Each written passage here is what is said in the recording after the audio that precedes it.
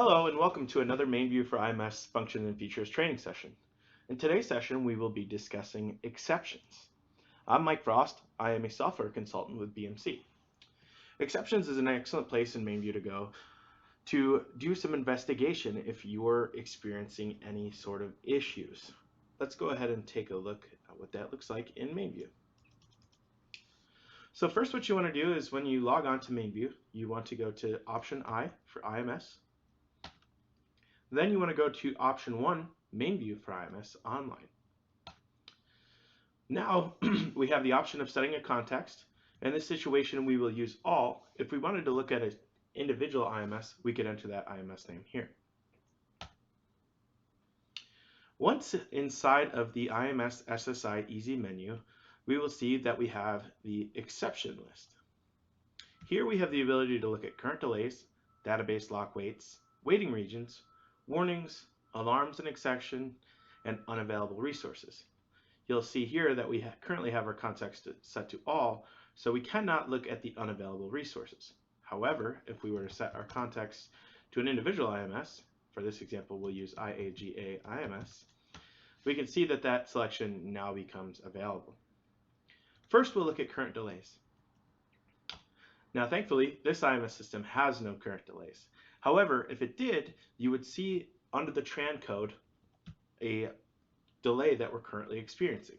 We'd be provided with information on the IMS ID, the current response time, the percentage of the input queue, CP activity, CPU delay, IO delays, lock delays, latch delays, pool delays, other delays, DB2 delays, confidence levels, PSP name, CLs, program type, data share group, workload name. If we PF11, we can see more to the right. We have MBS, ID, as well as TRAN count.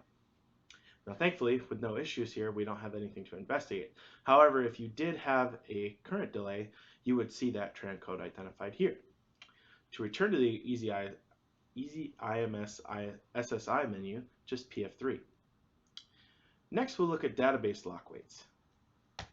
This screen gives you a view of any database lock waits you may be experiencing. Just like the current delay screen, we'll see our region ID, the region job name, region type, PSB name, TRAN name, wait time, count utility, utility region, ultimate job name, database name, DCB, and the RBA.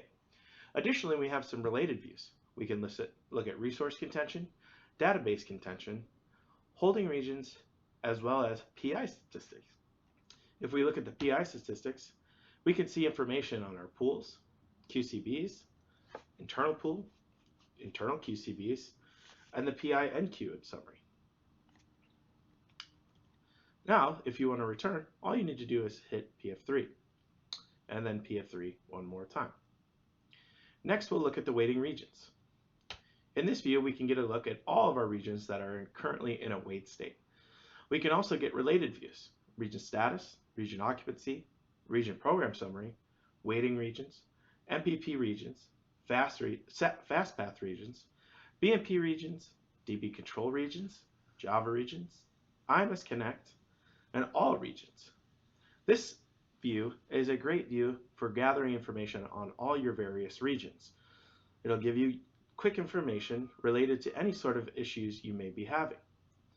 For this example, we can also look at all regions, which gives us a look at all the regions associated to the IMS that we're currently looking at.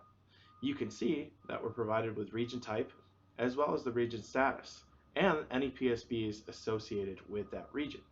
For example, we can see PSB DBF SAMP3 here. It's not currently experiencing any I waits, and the transaction CPU time is down. To return to the Easy SSI menu, all we have to do here is hit PF3. And we'll hit PF3 again. Next, we can look at warnings. Once you go into the warnings view, this gives you a view of current warnings associated to the IMS that you're looking at.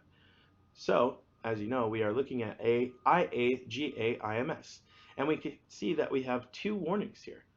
They're color-coded by severity, 2 being higher than 4, so the color being closer to red, which would indicate a higher warning level. So as you can see, we have an IMS control region dispatching priority incorrect relative to the DVC, DVRC, or DLISAS, and we also have the look that a latch trace is on. Now you may be familiar with this view because this is something that we can also see from the dashboard. Again, this is another good view to come in and take a look if you're having any warnings. Next, we want to look at alarms and exception. Luckily, at this time, we don't have any alarms in exception in this screen, but if we did, we would see the current severe onset time, the current SEV duration, the current SEV standing, the help indicator, a message ID, and message text. This is an ideal place to come see if you are experiencing an issue with some of the alarms that you have set up. To return to the Easy SSI menu, all you have to do here is hit PF3. Finally, we have unavailable resources. This is an ideal place to come in and look at any unavailable resources you may have. As you can see here, we have our IMS ID listed, which is IAGA, and we have various statistics. Here we see that we have 3 stop lines, no stop nodes. You can see stopped L terms, stop APPC LUs, stop T pipes, stopped users, stop trans, stop route CDEs, stop classes, stop programs, stop databases, stop areas, stop MS names, and stop LU 6.1Ss. This is an ideal place to come to see if you have anything that is stopped that you may need to start or may be causing an issue. That covers all of our screens for exceptions today. If you'd like more information on the exceptions, please gather that by checking out the MainView for IMS documentation located on the BMC support website. I invite all of you to like and subscribe to our page, Mainframe Solution System Management. Thank you for attending today, and I hope to see you again soon. Thank you. Have a great day.